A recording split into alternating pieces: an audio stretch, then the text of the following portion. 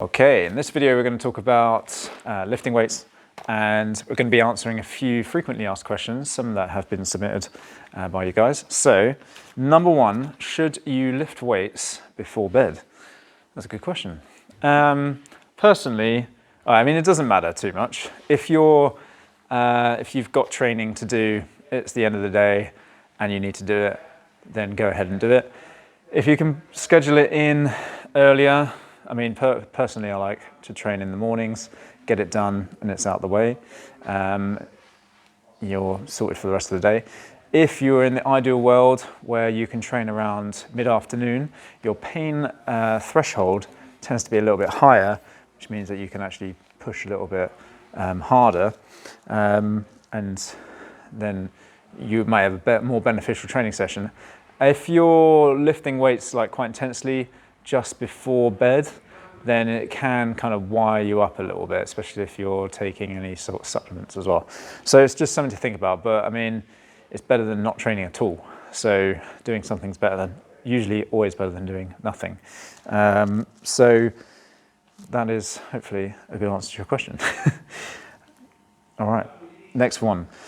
Should I lift weights with lower back pain? So that kind of depends on the severity of the pain.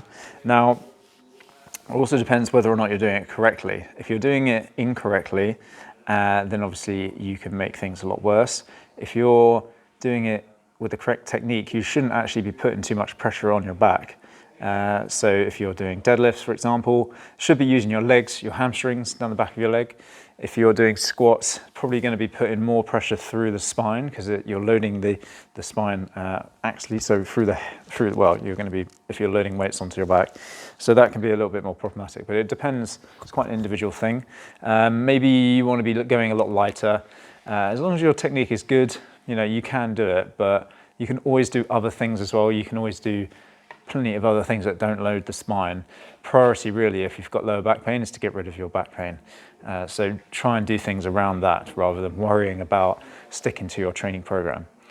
Often if someone's hurt their back, in fact we had it today, someone had hurt their back, but I told them to come along anyway, try and keep the routine, just mix up the training. It doesn't matter that you miss one session, it matters that you have that longevity with your training.